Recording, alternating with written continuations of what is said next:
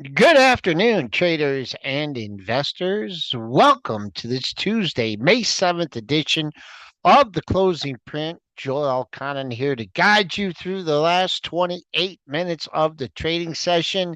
A meandering up and down, choppy session so far, but let's look at everything and then get to some issues of your choice. Christian Fromhertz joining us at 3:40 p.m. to give us his insights on the markets, which are always very spot on. S&Ps, well, we're up. It doesn't feel like very much. We're up six handles here at 52.12 and a quarter. Made a new high for the recent move up at 26.75. If you had something up there, good for you. I didn't have anything on my levels. Haven't been able to come down near the pre-market low, so pretty much it's been a chop fest between 52.10 and 52.20, kind of holding near the lower end of the trading range, heading into the final 27 minutes. Let's take a look at the buck. The buck futures, they're up 37 cents at 105.29, bouncing off that low from Friday. TLT having a good day, giving a little boost. The IWM, that's up 45 cents at 90.64. Crude flat at 78.49. Gold was green, now red, down 1080. They're 23.2040. Silver futures, they're in the red too. They're down 14.4 cents at 27.47. And Bitcoin futures, they were green. Now they're in the red. They're just slightly by $125 at 63,480. That's a rundown on your commodity futures here on this Tuesday afternoon, a sleepy afternoon, kind of a little Fed speak during the day, maybe not what the market wanted to hear. But let's take a look at some stocks that we talked about this morning and how the price action is playing out according to our best guesstimates. And no love for the house of mouse here continuing. You saw the way it was acting in the pre-market session. Not much of a bounce intraday. Got nowhere near yesterday's range. So gapping into the gap area. Not a good day for the bulls in the house of mouse. Down 9.18%, 105.78. A gap below, a gap above. Let's see what get filled first. Rivian, well, for those of you that thought the overtures of Rivian and Apple were something to applaud, well, hopefully you didn't buy that opening print. That opening print was darn near the high of the day in Rivian. Stuck over 11 in the pre-market. Got in there in the regular session. That was right off the open. 11.14 open, 11.22 high, and out now giving it back. I believe we need to have earnings from Rivian. I believe Rivian earnings are after the close today. They are. So got some good news out before the earnings. Let's see how the street reacts to their earnings report. We did Palantir. Hoping the Bulls did defend that 21.75 area off the opening print. Did get a rally, but now fading again. So that line was only good for this morning's action here. So Palantir not getting the love off its earning report. Palantir, Celsius holding, that was up and down and all around. Did it ever get unchanged on the day? Wow, it did. This matched, yes. What a gift for the Bulls. You can mark 80 now as just a major level. 79.94. That was your high yesterday's session, all the way up to 79.87 today. Also a prior high, pair of highs back in April at $80. So there is your major target, our major resistance level for shares of boom. Is your volume changing or is it my voice? I think it's your computer. Okay, let's move on to a couple more issues here before we bring in Christian Fromhertz. Boy, I just keep an eye on that 80. Look at that, 70 to 80, big range, but very big level. Till Celsius holdings clear 80. I say path of least resistance there is lower. LOWER for Celsius holding. All right, let's also just got to talk about Tesla. Feel a little bit better out of talking Triple D out of that the triple exercise, Triple D, just like his name, triple position. Uh, just the news flow in this has been fairly negative after the must pump up there near 200. For right now, if you're clinging on this double gap area, folks, not one gap, but two gap pairs in Tesla, what you need to keep an eye on 176.02. That was your low back on May 1st. Your low today, 177.40. You're getting a little bit of a bounce. But I think if you get into this gap area here, not only one gap to fill, but two gaps to fill. Boom, boom, boom. I know, Easy Mike. He has been on the. I'm getting nervous about that Tesla position. We did cover the House of Mouse. Bulls trapped in the House of Mouse. Just you can see it get hit in the pre-market. Once again, gapping into a gap area. Let's quick. Let's go. We got earnings after the close. We did the Rivian. Twilio, the thing behind the thing, I don't know where I heard that before. Twilio, uh, due to report after the close, street leading long into the report here. Boom, resistance still at 65 here. You get above 64.89, then you get into a gap area.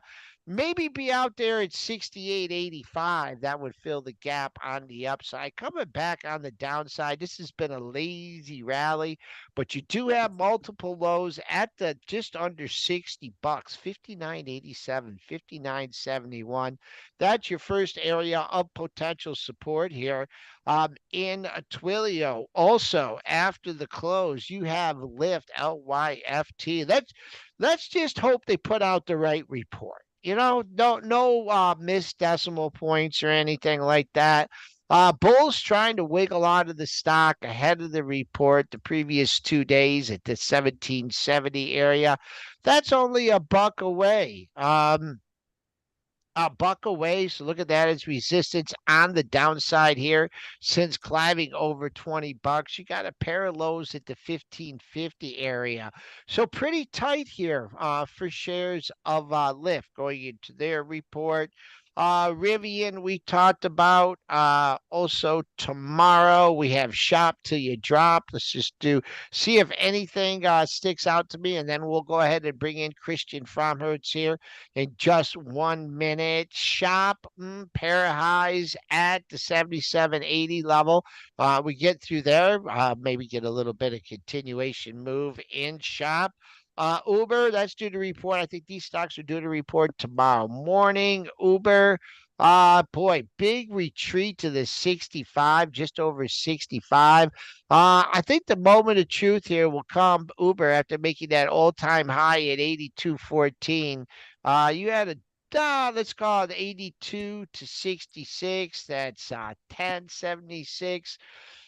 16.8 in my book. That would take you back to the 73 and a half, $74 area. That's halfway the move. That would be big. Above that, your next daily high comes in at 75.62. Also due to report, Michael Zamora. Thank you very much. Upstart. Boom, upstart here. What do we got going on? This is sleepy. A sleepy stock on a sleepy day, down 98 cents. Matching ranges, Bulls and the Bears squaring off in here. 26, just above 26. You get above that, watch out on the upside. On the downside, matching lows at the $24.60 area. So we'll see. We'll break out or break down over those above that level or below that level. That's what we'll be looking in Upstart. S&P's trying to show some life here, but it's time. It's 341. It's time to bring on Christian Fromhertz. I believe he is lurking in the background here. We'll have Christian turn on his camera and give us his takes on the market today. And in the meantime, let's just cover one more stock that we had today. That would be the Data Dog. Data Dog is a dog today, gapping below that area that we thought that might. I don't know why I put 116.12 in there. There was only one low at that area. Data Dog down big, trading off the lows of the session, kind of out here in no man's land. I wish I could give you some better levels here in Datadog. Okay, folks, let's stop the screen share. Christian Fromhertz, What's up, how? sir? How are you? Oh, I'm waiting for fierceness to finish the Kentucky Derby. Oh, geez, yeah. I heard that name a few times, but I did not hear that name during the race. Did Not you so watch much the during the start? race. Do you watch the start For that race, or I mean, for the for Derby? that For the horse, or Derby, yeah, I watched the start. Sure. did you see him first go out from go veer the seat, the horse inside him, No, kind of I didn't. kick I to the wasn't right? watching the. See, that's Yeah. the thing. I wish Um, like I knew I was toast 5 steps into that race, and then he was yeah. 3 wide at the quarter pole. Hey, Well, did that's you always know? the chance. That's always Yeah, the I chance know. that's involved is like even if you have the best horse, it can get blocked. It could get come out of the gate poorly. So yeah, there's obviously a bit of luck and chance in these things. Did But what a race! one Yeah, more thing before we move on. Do you know that Mystic Dan is not a lock to run in the Derby or the Preakness? the Preakness. Oh Yeah. wow. Yeah. Sometimes that happens. They're not expected to. They're especially the ones that are further down. They're not expected to sometimes race. And yeah, interesting because you Okay, definitely want to see the chance. Yeah. let's go to the markets. Yes. Well, I heard you talking about Tesla. Can I share my screen really quick? Yeah, of course. We love And your screen. and we'll do we could do like a speed round here. Yeah, I mean Tesla, I actually I sent this to Dennis too, because this came right into resistance. And so it had this really nice move if you caught it for earnings. I didn't play for earnings. I think I was on with you and I said that the bad news was priced in. There's a Hmm. lot of bad news that was priced in, but that's where really like technicals does play, to me, an issue because you've got a lot of overhead supply in something like this. So, if regardless of like what you think of the conference call or what like the future developments are in Tesla, I'm watching 190.60. And if Tesla can't get into his value area for the year, that is where all the volume occurred last year, right? So there's overhead supply right at these levels. Here, Yeah, I mean, it's legit. If you email to him, he may never look at it. Did you send it to him via Twitter or No, something I like did. that? He took a look at it, and I don't know if he made any judgment, but I just said, hey, I'm interested. I'm always interested, to see what companies might be turnaround situations. But I'm watching that one night, so you can see that now. I turn on the volume profile, but basically what we're doing is just taking one standard deviation of all that activity from last year, and you could see it's really good for determining where there's resistance and overhead. In this case, overhead supply. Hmm. So that's what we're dealing with here. And so this is the weekly chart. On the daily chart, we're kind of caught in between, right? You could also see that there's this blue line that was taken out, and we're still above this May value area. So holding on by a thread here. If it doesn't hold 177, that's where I would like if you're kind of like in a trade or whatever, and like my stop would be 177. And if it breaks back into the value area for May, You're pretty darn close, man. The low yeah, of the day is that's once. very close. Yeah, and Yeah, it's yeah. You very know what? close. And yep, It's just this is just a messy chart. You know, it is, and I don't even trade it. Like I'm not even trading this name because it's too messy. Like anything that's too messy or too difficult or in a downtrend, I skip. It's not to say I won't watch and monitor, but I really don't. I don't trade it other than I think I traded it as a day trade a week or two ago or something. But I really don't trade it much. okay, let's go to the your S&P. Now, Yep. when you give me your value areas, are you talking about the cash or are you talking about the futures when you do the rolling front month futures contract when you do your your I'm VPOT. adjusting for contract changes, but yeah, Okay. the VPOCs are basically just where there's a lot of volume that previously happened and we haven't revisited. So it's kind of known as like overhead supply. And we've got one, like if you look at the queues, for example, we kind of tagged this, and this is from a couple weeks ago, right? So it's kind of fresh. But this was an area where there was a lot of volume previously, and we kind of came up and tagged it. A little bit of a fake out, I think, today because we try to actually get a little bit above here, and we're kind of gravitating right toward where there's a lot of volume. So that's the situation there. S&P, by the way, like so, your question on S&P futures again. I'm just gonna throw a couple charts at you, but I actually think that we could go up a little further in S&P before we hit some resistance. Now, it does feel like this was like an intraday rejection of some sort, which again, like even though I'm relying on some levels, I still am under the understanding that we've had a heck of a rally over the last 3 days, and we're probably due for a little bit of a pause, right? I mean, that's kind of what it's been an It's it's been a good. Yeah, yeah. pauses are better than going right back down, right? Yeah, yeah. So I mean, at the very least, like, I thought that this was in play today, that we would see some type of digestion or yeah, something. Okay, let's talk China. Perking up Labor Golden Week or whatever they call it. I know the FXI had a Hmm. pop. The Golden Week ended. Any plays that in China, any positions, anything that you've been riding? Yeah, so I've of course been watching this K-Web ETF. So we had like well, the Hang Seng is different than of course this ETF. This is Chinese internet. But I think the Hang Seng was up like 10 days in a row or something like that, and finally had its first red day last night. But yeah, I'm watching basically right in here, right? We've had this nice move, and we've got a little bit of a back test here. So I'm watching this 2967, and this is the ETF, so this is the whole group. But yeah, and this is a real nice. So this is your breakout. This is how you can actually trade with some of these value areas: is you get a breakout, you get a retest. Now you want to see this retest hold, and you want to see the price go back out to the upper, up and to the right. So, but this is like first of all, all the China names are going to be gappy because they trade or in the overnight session. So they're going to be gappy as hell. But yeah, I would like to see this hold right in here and begin to go higher. The name that I've been long is PDD, and I still have a position on. I always gravitate towards the strongest name within the group, and in my opinion, that's this PDD. Used to called what, Pinduro or something, but Pinduo Duo. Now it's P double D Holdings Inc.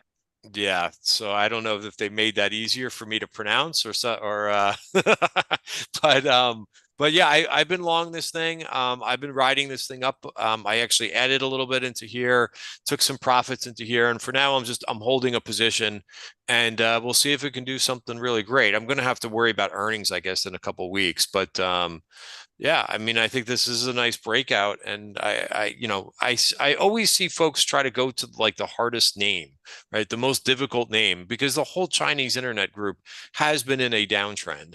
But if you've got a couple names that are showing relative strength, I go right to the stronger names, right? You know how I play, right, Joel? Mm-hmm. Yep, Yeah. yep. You play it legit. Okay. Just a couple other issues that I want to ask you about here. Issues, yeah. Yeah, we all have issues. Costco. Uh, Costco, yes. Go My ahead. Tell us, Costco, is it going to fill the gap, the earnings gap here? That's Ooh, your target, 777.01, and boom, working its way back out here. We must have some buy imbalances across the yeah, board. We just, something's yeah, going on. I yeah, the we more the more I'm talking, Joel, the more the market's rallying. So you are. I'm just trying to do my part over here. No, I'm just kidding. Yeah, no, I Costco's been one of my favorite names. I really thought that just got to go back because I screwed something up here on my charts. But I really thought that it got ahead of itself, going into the earnings report. So I thought it was due for some pullback or digestion. Something's still not right with my charts, but that's okay. But yeah, I really like the move. That it kind of went sideways. It got rejected here at the 50-day moving average, and since then, I don't expect it to kind of continue to do what it's doing. but it's been one heck of a move, to like, oh, I must have put this thing down here. But yeah, I've been taking some profits on the as it moves up here. Okay, let's see what else we want to cover. You back in the Wells Fargo. I know you played the breakout on that one and came back boring old Wells Fargo trying to hold in there at $60. And man, was the all-time high made in this in 18? Well, let me go back. Yeah. Wow. Wells Fargo here, stock we don't talk a lot about, showing a bit quiet up here at the $60 area. What's on your radar? Yeah, it's so yeah, this was the nice breakout. Was lucky enough to kind of catch that, and then I started to kind of add back up position. It's just a slower, it's kind of it's putting me to sleep right now. But Costco did that for me too. I'm not saying Costco is the same company, but I think it's fine. I really like what I'm seeing in terms of when I look at the 4 week new high list for the S&P, I continue to see that littered with financials, banks and like, which is, to me, is a head scratcher. I don't really have a reason for it, but so again, I try to go towards like the best in breed, and Goldman is another name that I'm long Yeah. in another portfolio. Goldman has a little bit more spice to it because Wells Fargo hasn't really done anything in the last week, but Goldman just continues to kind of break higher. So not bad here, not bad. All right, they're going with these buying balances, trying to get back up to the 25-20 area. So nice little boost there. Christian, just final thoughts here. We're just good for the market to hang in here for a couple days, a little consolidation after the big move up. When I'm doing my S&P levels, I mean, when there's no resistance, there's no resistance. My next daily high doesn't come into 52.48 and a quarter. So working its way back up. So you're just little consolidation station there, and for another move higher. Or what's your thoughts? For the overall market. Yeah. Yeah, I mean, I think that we're going to hit like another one of these like overhead supply zones. I'm sorry, I screwed up something with my chart and I don't have the That's okay. You valuaries, could you could take it down but because there's no value in this market. No, I'm there's joking. I'm joking. yeah. So let me just switch this to what do I want? Auto, I guess, on here, and you'll see in just a second.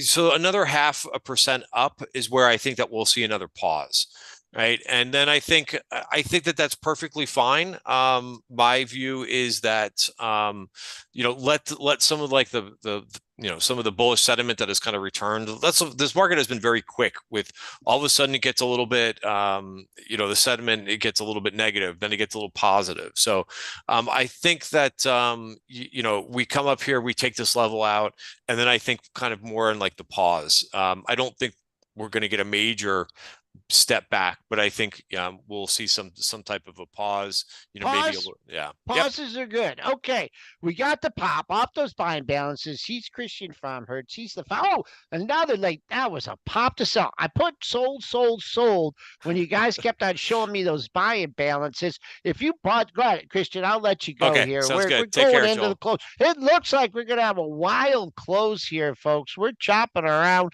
We'll let Christian go. He'll be back next Tuesday. We are up and down and all around. If you bought ahead of those buying balances, you should have flipped it pretty quick here. It looks like they could be squaring off. Could be sellers coming off to offset those in buying balances here. I don't know why the hell you'd be buying up here anyways, but let's go back to my charts here. And here we are coming into the final 4 minutes of the session. I could do some rapid fire ticket time if you guys want. CCJ bouncing back from earnings, looking good. Dan back, he's the quick trader here, bouncing back, earnings hit. Don't love this candle from the day because we are trading so off so far. It's only $1.80. Dan back, I've been keeping a real close eye on whatever this close is from today. It's going to be the highest close since you made that earnings low. Potential double top at 52.64, 52.80. If you were looking at that 52.64 area, you got done today and then some. So I'll make that a 3-star. Let's see. Robert Carneal, Intel, Smelly Intel. I can't wait to this thing. Wow, what happened to my chart here? Let's go to the 15 minute. We'll go to Intel. Oh, boom, boom, boom. Boy, selling off here. Boy, oh boy. What can I tell you about Intel except it's a pig and I can't believe I got it in my portfolio. You've had a 30 buck, man, this 30.75 area. If this is the lows of lows, I expect it to catch a bid right in this area. Defend it. You got the low of the move at 30.02. Buyers have been stepping up. Now you got three lows at the 30.70 area, except you're not really bouncing. So it looks like you have some patient accumulation here of Intel. Above 32, things get interesting. That's a pair of highs from the earnings gap. So you really can't think, hey, we're out of the woods until not only do you clear 32, but you establish a 32 bid. S&P's getting real choppy here in the final few minutes. The O-Tang Clad asking about Reddit. Reddit reports. They told me when. When does Reddit report? Please help me out on this one. When does Reddit report? I know it's coming up, but I don't have it on my boom. All right. So I'm going to remove the Fibonacci retracements. It looks like you got sellers here at the $50 area. This is important. I would say, man, 50 all the way up to 50. I say 51.35. If this is a move, is this a continuation move here? I expect it to clear 50, but the important area for me is the 51.30 area. Oh, they report today. Okay. You got to get above 51.30. Above that, let's do a quick retracement here. Definitely undercut the IPO low the day that was at 45. But what do we have? Oh, I hope this. No, I don't want the calculator. Come on, retracement lines, not extension lines. Man, what retracement lines? Okay. Boom. I mean, if Reddit gets up to 56, man, you got to let it go. That's a 50% retracement. So that's what I'm looking at on the upside here. Bulls and Bears really battling it out here. 1 minute until the close. So man, if I was along and fill a gap up there, a daily high just above 55, 55 to 56, that's a major resistance on the downside here. If they start to whack at 37, let's say the high is in here at 50, halfway back, 13, 6.5. So that takes you back to the 43 and a half, $44 area on a retreat. Boom, boom, boom. Let's go into the final minute here, the final 5 seconds. Let me catch that closing print for you with the naked eye. Boy, sellers on the close. So much for the $3.3 billion buy-in balance. When I say sold is sold at 3.3 billion, you should be selling. Not a bad day. We're green, 4-day winning streak. Just a slew of earnings reports that weren't good for the market. Disney, Palantir, and Celsius. Stay tuned, folks. Boy, we are still leaking here, folks. Little bit of selling opportunity here at the end of the day that marked 52.13. That's the new high for the move. Thanks for joining me. Thanks to Christian Fromhertz for joining me here on the closing print. Back tomorrow morning. David Trainer, he'll be joining us. You guys know David, New Constructs. He'll be constructing the earnings reports, analyzing them from Q1 so far. Everyone, thanks for joining me. Dukimba Tumbo, waving your finger at me. I see you there. And back with you guys tomorrow morning.